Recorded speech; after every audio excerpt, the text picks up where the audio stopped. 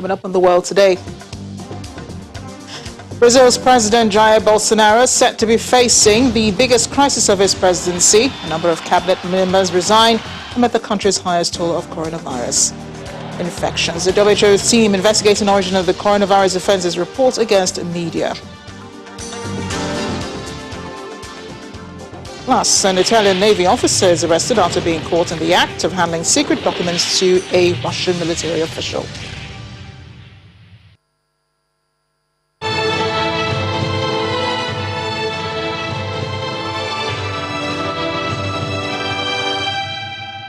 A warm welcome to the program and thanks for joining us. I'm Amarachi Ubani here in Lagos. Begin in Brazil, where heads of the country's army, the Navy, Air Force all quit on the same day, around the same time at least, as the country continues to battle the coronavirus pandemic and a rising death toll from the disease. The resignations, unprecedented, is seen as a protest against President Jair Bolsonaro's attempts to exert undue control over the country's military.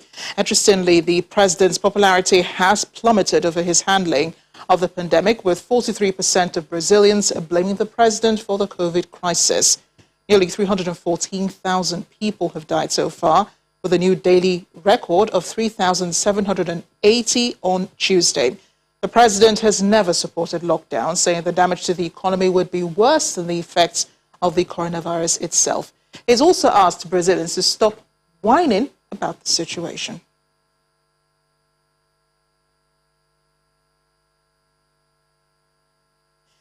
In the meantime, a member of the WHO's expert group investigating the origins of the novel coronavirus in China's Wuhan, Peter Daszak, has rebutted some media reports that claim the study was hampered by a lack of access to data and information. In an interview with China Global Television Network, Daszak, a zoologist and president of the US-based EcoHealth Alliance, challenged those who doubted the study was conducted with lack of access to read the actual report.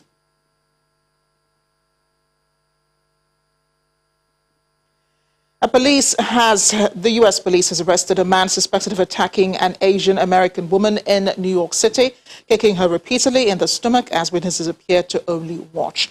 The 65-year-old woman was admitted to hospital with serious injuries. Our CCTV video from Monday appears to show staff of a nearby building watching without intervening. Police said the suspect, Brandon Elliott, had been charged with attempted assault as a hate crime. Police say the 38-year-old was already subject to a lifetime parole order after fatally stabbing his mother in 2002 and was released from prison in 2019. While U.S. President Joe Biden has warned migrants to stay put in Central America, but it appears they're not getting that message. The number of immigrant families apprehended by U.S. agents along the southern border nearly tripled in February, from a month earlier to about 19,000 people. Hunger and poverty are spurring their flight. So is disinformation that has rocketed across social media and by word of mouth at the U.S. border is now wide open.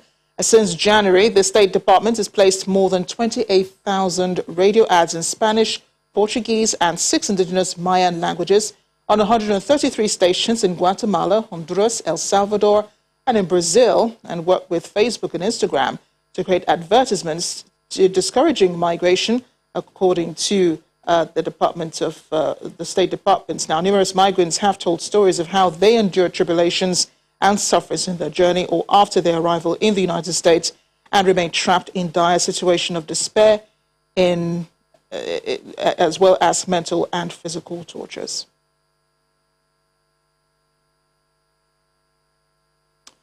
We hope we do have our correspondent, Maria Bird, joining us now to talk about this. Maria, we are learning how dire the situation is inside the facilities where they're being kept. It's also clear the government is overwhelmed with the migrant situation at the border. That's the U.S.-Mexico border. What exactly is the Biden administration saying is its plan to reducing the number of illegal migrants at the facilities that they're being taken to, and how to discourage the migration towards the United States?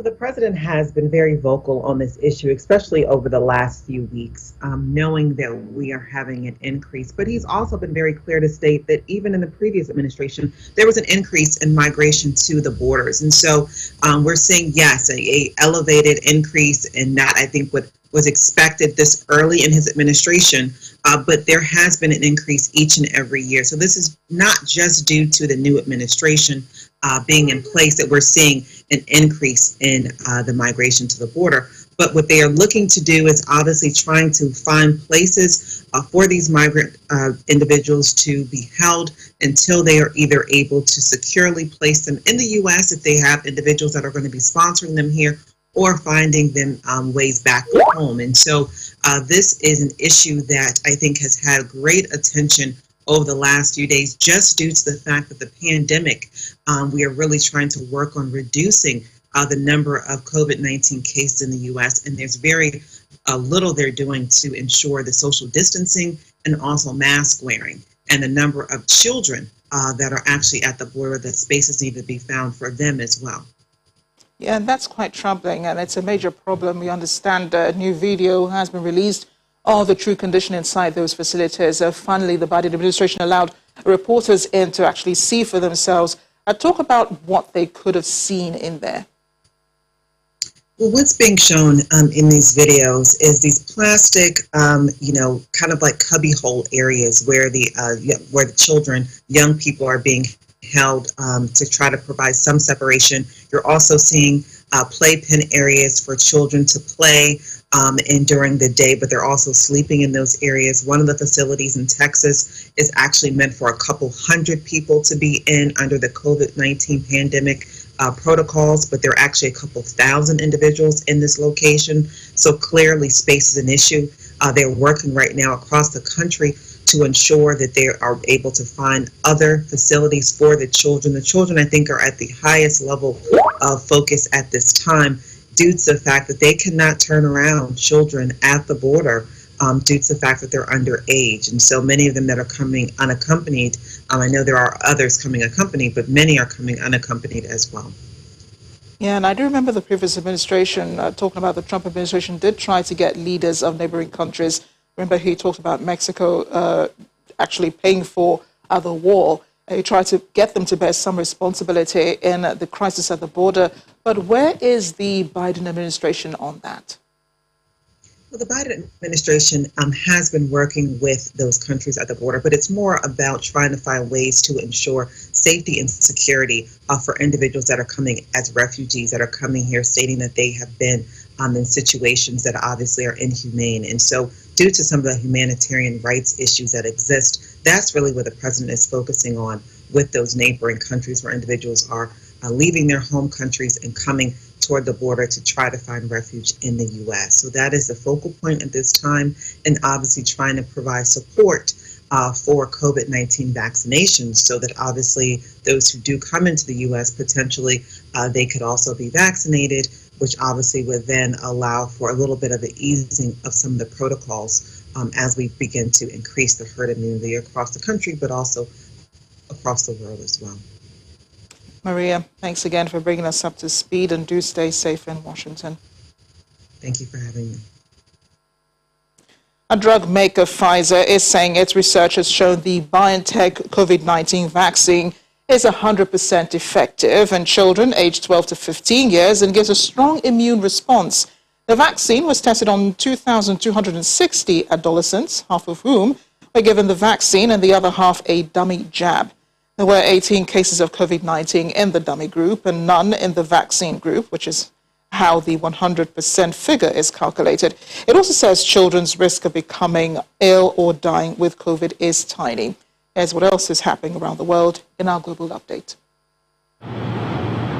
Paving the way for U.S. emergency use authorization, Pfizer and BioNTech say their COVID-19 vaccine is safe and effective and produced robust antibody responses in 12 to 15-year-olds.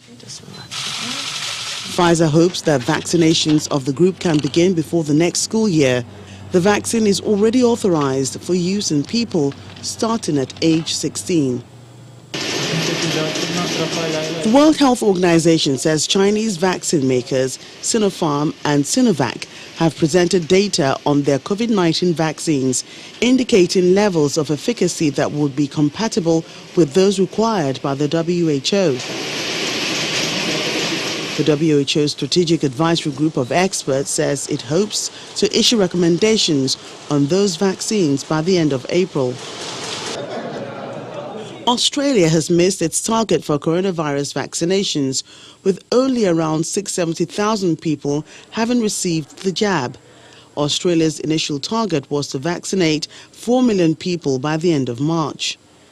Officials blame the slow rollout on floods, slowing down vaccine delivery, and Europe cutting back on supply. And Poland has reported the highest number of new virus-related deaths so far this year, 653 in 24 hours. The number of new infections has risen by 10% compared with a week ago, and there are more people in hospital now than at any other time since the pandemic began. Doctors report there are now no free ICU beds within 150 kilometers of the capital, and in the worst affected areas, patients are being transferred to different regions. The South African government has banned the sale of takeaway alcohol over this weekend's Easter holiday to prevent a surge in coronavirus infections. President Cyril Ramaphosa says alcohol has a role in encouraging negligent behavior. Bars and restaurants may still serve drinks. Religious gatherings have also been restricted to 50% capacity if done indoors. And finally, Russia has registered the world's first vaccine against COVID-19 for animals, including minks. Officials say immunity lasts for 6 months after vaccination, but the developers are continuing to analyze this. Mass production of the vaccine could start as early as April. Russia already has 3 coronavirus vaccines for humans, the most well-known of which is Sputnik V. Moscow has also given emergency approval to 2 others, Epivac Corona and Covivac.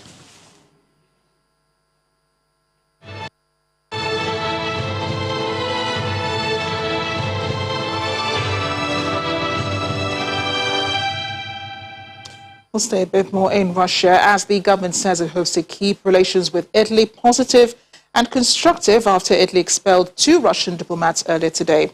This comes after police in Italy arrested an Italian Navy captain caught passing documents to a Russian official in return for money at a clandestine meeting. The Italian, a captain of a frigate, and the Russian, a military official, accredited at the embassy, were accused of serious crimes tied to spying and state security after their meeting on Tuesday night. The Kremlin says it does not have information about the circumstances of the case, but hopes the 2 countries will maintain positive and constructive ties. The incident is the latest in a series of spying accusations in recent months against Russians in European countries. Bulgaria expelled Russian officials on suspicion of spying in March, and the Netherlands did so in December. Meanwhile, the European Commission has taken the Polish government to the EU's top court for undermining the independence of judges and preventing them from applying EU law in Poland. The Commission also asked the court to order interim measures until it produces a ruling. The European Commission says the Polish law adopted in December 2019 is incompatible with the primacy of EU law and prevents Polish courts through disciplinary steps from directly applying EU law that protects judicial independence. These include the lifting of immunity of judges to start criminal proceedings against them or to detain them, as well as the temporary suspension from office and the reduction of their salary. Prevents Polish courts from directly applying EU law to protect judicial independence, including by using disciplinary proceedings. It also prevents Polish courts from requesting preliminary rulings on such provisions to the Court of Justice. In addition, Polish judges are at risk of being suspended from office and seeing their immunity lifted to allow criminal proceedings against them or to detain them. That's the Watch of the World today. More stories coming up. Plus, How do you sell 500 loaves of banana bread in minutes? Wouldn't we want to learn the marketing strategy? That's up in a moment. Join us again.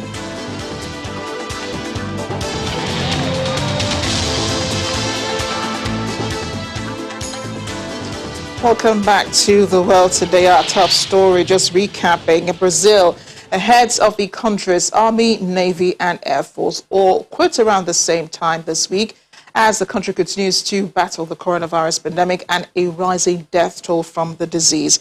And those resignations, which are considered unprecedented, are seen as a protest against President Jair Bolsonaro's attempts to exert undue control over the country's military. The VOA's Edgar Marcial is in Sao Paulo. He joins me now. Edgar, thank you for making time for us today. But tell us how Brazil got into this political crisis in the first place, because we understand it began around Monday with the defense and foreign ministers being the first to resign. Good afternoon, guys. This crisis in Bolsonaro government did not start this week. Definitely, it has been happening since the beginning of the pandemic here in Brazil. On Monday, the president decided to dismiss 6 government ministers. Among them are the Minister of Foreign Affairs, of course, Ernesto Araújo, and the Minister of Defense, Fernando Azevedo, who have been in the government since the beginning of the government of Bolsonaro. The Minister of Foreign Affairs have been under great pressure because of his performance during the pandemic.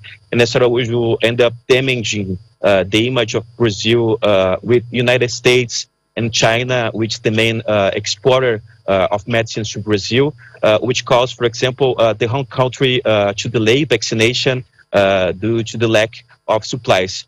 His departure from Ernesto Araújo was already expected here, but the exchange for Carlos França, the new minister, was not well regarded because he has no experience. So experts say that I spoke with some experts would say that Brazil has already lost relevance internationally and will take decades to regain its prominence. Now, the most worrisome here was the resignation of the Minister of Defense. This happened because Bolsonaro wanted the armed force to respond to him and not to state. So Brazilian law is very clear. The army belongs to Brazil and cannot be a political instrument. So there is understanding that Bolsonaro was intending to start a coup process here in Brazil. That's pretty interesting, Edgar. And the president has been criticized not just in Brazil, but the world over for the way he's handled the COVID-19 pandemic. Paint us a picture, yes, if you will, how worsening the situations are impacting on healthcare, the economy, and even more importantly, people's general well-being in Brazil. Yeah, President Jair Bolsonaro has always denied the power of the coronavirus here in Brazil. Since the beginning of the pandemic, he appears without mask, saying that COVID was just a little flu. He said he would not be vaccinated here in Brazil. And today he said the lockdown does not work, advocating that people go back to work here in Brazil.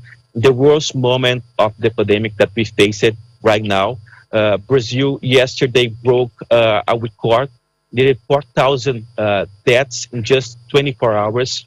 Most states in Brazil have overcrowded hospitals, no ICU vacancies, and people are dying without medical care. It's a real catastrophe and collapse, and experts say it could get worse in the coming months. São Paulo, where I'm staying, where I live right now, decree a lockdown, but the population has not respected it because there are many people who still need to work, who still need to get food to support their families. So it's a dramatic situation right now here in Brazil. Yeah, it really sounds quite dire. I mean, you have a government that's been criticized for not doing anything about the pandemic, and then you have people also not wanting to obey, restrictions. Yeah. So what about vaccinations? Is that going on in the country? Yeah, that's going on. Brazil has already vaccinated 17 million people. It seems a lot, seeing the total number, of course, but it's very little if you look the entire Brazilian population. It represents only 8% of all people who need to be vaccinated here in Brazil. We are very, very late, precisely because the government was slow to buy the vaccines. And now Brazil is at the end of the line to receive this dose for pharmaceutical industries. There are 2 vaccines here in production in Brazil, and it's necessary to speed up, of course, this process so that we can go back to work here, and the economy could be better right now. Edgar, thank you so much for bringing us up to speed, and do stay safe in Sao Paulo. Thank you. Thank you so much. Bye-bye. We're in Asia now, following the protests in Myanmar as they continue to demonstrate on the streets. The protesters in large numbers in the city of Yangon, the capital, despite a rising death toll. The military government continues its crackdown, as we see there. Earlier today, a group of protesters were seen on the streets chanting, singing a revolutionary song and holding placards with photos of ousted leader Aung San Suu Kyi. Now, at least 521 civilians have been killed in the protests so far, according to the Assistance Association for Political Prisoners, and international condemnation continues as well. Fighting has also flared between the army and ethnic minority insurgents in frontier regions. Thousands of refugees have been fleeing the turmoil, seeking safety in neighboring countries such as India and Thailand, as we saw yesterday. As we close with the COVID-19 pandemic forcing people to stay at home, New York City bakers under pressure to make more loaves of bread. Ali Chanik is 27 years old. He's just a photo editor turned baker. He makes 500 banana bread loaves a week, but they sell out within minutes. She created an Instagram account for her creations because she was getting so many orders through word of mouth that she could not keep track just by texting. And when the coronavirus pandemic hit a little more than a year ago, Chanik was forced to close her kitchen temporarily. And once the kitchen reopened 4 months later in the summer, her Instagram account had blown up at a lot more at that point, so she could finally quit her job and bake banana bread instead, full-time. She left her job as a photo editor for clothing maker Ralph Lauren in December.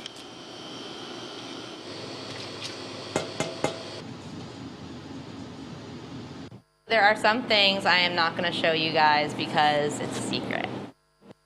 I never really thought that I'd be just baking banana bread every day and that would be it, but that's kind of what it is. I like to make people happy, and I like to watch people eat things that I made and watch them love it.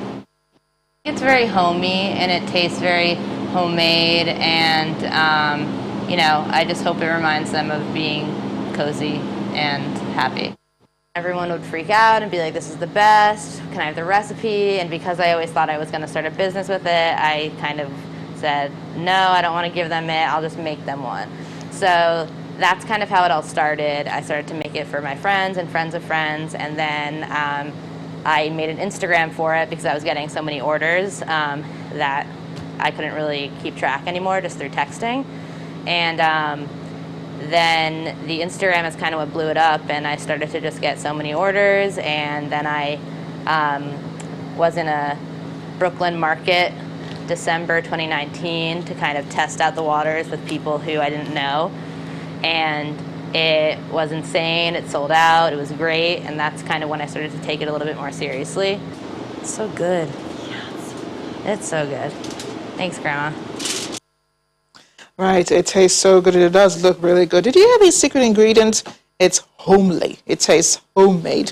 Thanks for watching The World Today. I'm Amarachi Ubani.